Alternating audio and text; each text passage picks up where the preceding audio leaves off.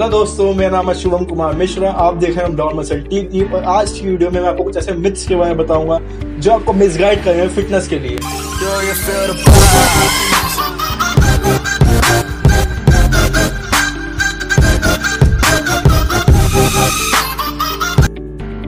तो पहला मिथ आता है you can lose fat from a particular area. अब इस बात का साफ साफ मतलब ये है कि लोग सोचते हैं कि हम फैट लॉस करेंगे तो हम पर्टिकुलर एरिया से पहले एरिया से फैट लॉस कर लेंगे, लेकिन इसका मतलब ये नहीं है।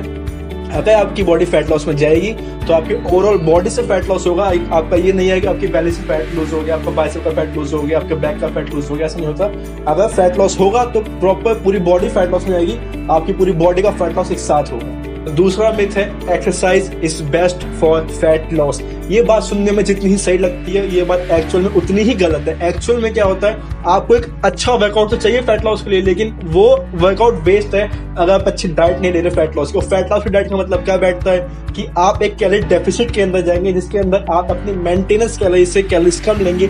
फॉर एग्जाम्पल, अगर आपकी कैलोरीज मेंटेनेंस कैलोरीज 3500 है तो आपका फैट लॉस के लिए आपको 3000 कैलोरीज लेनी पड़ेगी, जिसकी वजह से आप कैलोरी डेफिसिट में आएंगे और आपका फैट लॉस होगा। तो तीसरा पॉइंट आता है फैट मेक्स यू फैट। ये बात आपको सुनने में जितनी ही सही लगती है, ये बात उतनी ही गलत है, क्योंकि ऐसा बिल्कुल नहीं होता। फैट आपको फैट बनाते हैं, लेकिन तब जब आप अनहेल्दी फैट्स कंज्यूम करते हैं। अगर आप चाहते हैं कि आपकी एक अच्छी फिजिक बने तो उसमें फैट बहुत ज्यादा इंपॉर्टेंट होता है, लेकिन हेल्दी फैट्स, वो हेल्दी फैट्स कौन से होते हैं? अनसैचुरेटेड फैट जो आपको नट्स के अंदर मिलेंगे, एग यॉक्स के अंदर मिलेंगे। तो आपका चौथा मिथ आता है कार्ब इज अ कार्ब। तो इसका मतलब क्या होता है कि लोग सोचते हैं कि सारे कार्बोहाइड्रेट सोर्स एक ही होते हैं।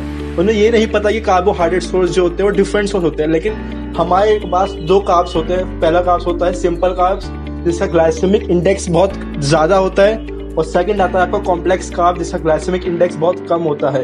तो इसका ग्लाइसेमिक इंडेक्स एक्चुअल में है क्या? ग्लाइसेमिक इंडेक्स मतलब आपकी बॉडी एक फूड को कितनी जल्दी एक स्मॉल मॉलिक्यूल्स में ब्रेक कर सके और जो आपकी बॉडी उसे यूटिलाइज कर ले। तो सिंपल मीनिंग होता है ग्लाइसेमिक इंडेक्स का ये।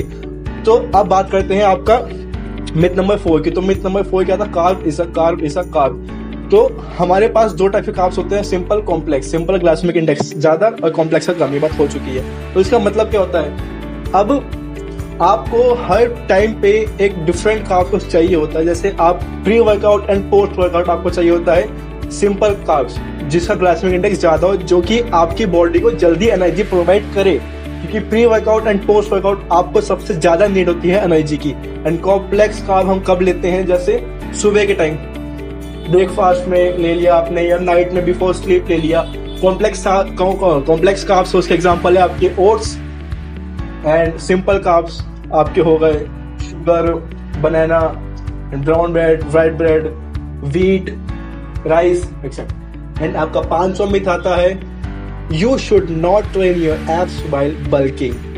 तो जितने भी आपके फिटनेस ट्रेनर्स होंगे, आपके या फिटनेस दोस्त होंगे, या कोई जिम में कोई ह्यूज गाय होगा जो आप जिसे आप पूछते होगे कि भाई ना तुझे या फिटनेस बॉडी चाहिए, चेस्ट चाहिए, एब्स चाहिए, ये सब चाहिए, तो भाई देख मैं गेम करो, मैं एब्स बनाऊंगा हमारे। तो आपको यूजली क्या बोलते हैं? आपको यूजली ये बोलते होंगे कि भाई नहीं, अभी तू एब्स मत मार, तू अपने पेट को छोड़ दे, तो चेस्ट बना, अपना प्रॉपर मसल मास गेन कर। एब्स सब आदमी बन जाते हैं, लेकिन नहीं।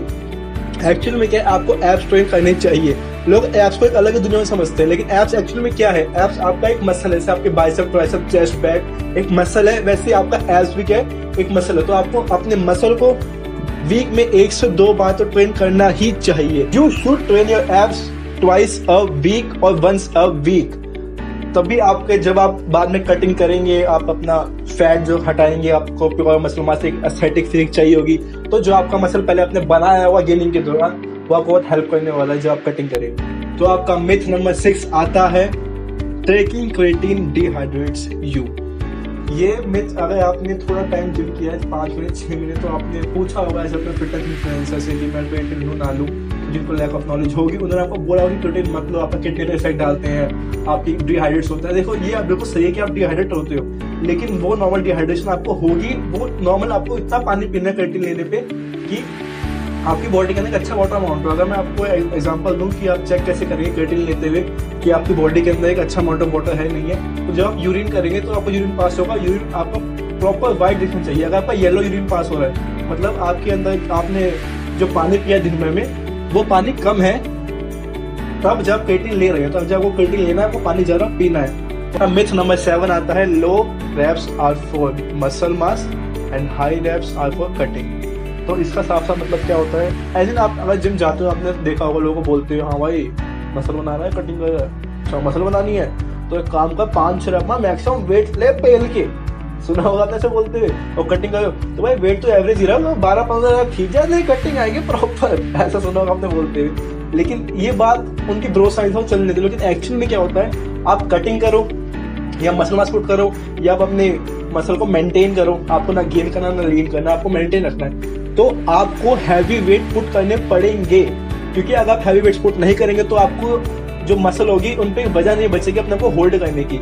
मतलब इसका क्या है कि आपकी मसल तब तक आपके पास रहेगी जब तक आप एक हैवी वेट उनको एक स्ट्रेस देते रहेंगे। जब आपने एक स्ट्रेस खत्म कर दिया मसल्स के ऊपर, उसके बाद आपकी मसल अपने आप ही लूज होना शुरू हो जाएगी। तो मतलब आप कटिंग करें, लीन करें, मतलब कटिंग करें या जो भी करें, या मसल मास पुट ऑन करें या अपने आप को मेंटेन करें, आपको एक हैवी वेट करना है, आपको प्रोग्रेसिव ओवरलोड करना है अपने ऊपर, ताकि आप अपनी जो मसल है उसको बढ़ा सके या मेंटेन करें।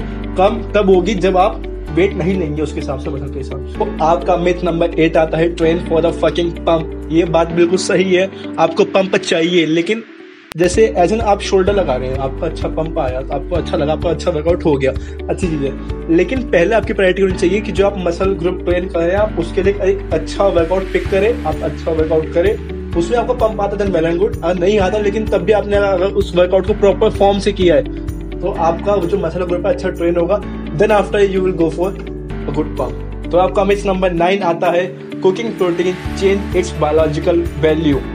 फॉर एग्जाम्पल आप चिकन बना रहे हो, आपने 250 ग्राम चिकन लिया, तो चिकन बनाने के बाद जो आपकी क्वालिटी बचती है वो आपकी बचती है 150 to 170 ग्राम। तो ऐसा नहीं है कि जो उसके बायोलॉजिकल वैल्यू, उसका प्रोटीन अमाउंट था, जो उसका कार्ब्स थे, जो उसके फैट्स थे, वो 250 में जो थे वो 180 उससे कम हो जाएंगे, नहीं। जो आपने रॉ चिकन लिया आपकी क्वांटिटी वही रहने वाली है, चाहे आप उसको बास के खाओ चाहे उसको बॉइल्ड करो। Cooking protein does not change its biological value. तो आपका मिथ नंबर 10 आता है taking carbs at night makes you fat.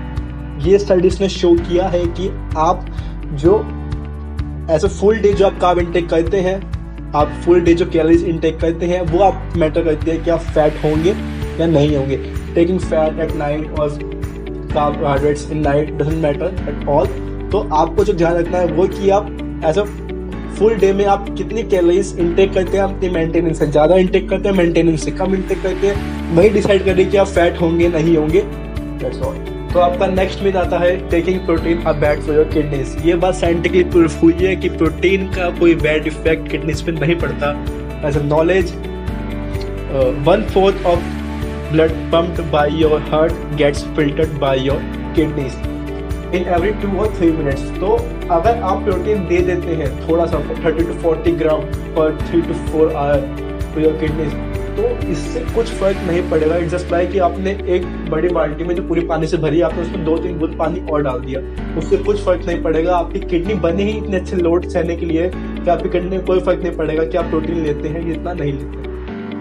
तो दोस्तों ये बात मैं शूट करना भूल गया था, लेकिन एक बात और, जो आपका पोस्ट वर्कआउट न्यूट्रिशन है वो आप अपने वर्कआउट के 30 to 40 मिनट्स के अंदर ले ले, मैक्सिमम 30 to 40 मिनट्स।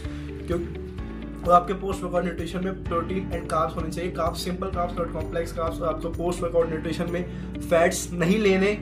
मैं दोबारा कह रहा हूँ, आपको पोस्ट वर्कआउट न्यूट्रिशन में फैट्स नहीं लेने, क्योंकि फैट्स आपका जो ओवरऑल डाइट आपने पोस्ट वर्कआउट में ली है उससे ग्लाइसेमिक इंडेक्स कम कर देगा, जिसका मतलब आपकी जो मसल है जो ब्रेक डाउन हुई है उनको टाइम लगेगा न्यूट्रिशन मिलने में, क्योंकि जो आपने फूड लिया हुआ फैट की वजह से वो फूड बहुत स्लो डाइजेस्ट होगा और बहुत स्लो आपके ब्लड में जाएगा और आपके मसल्स को मिलेगा।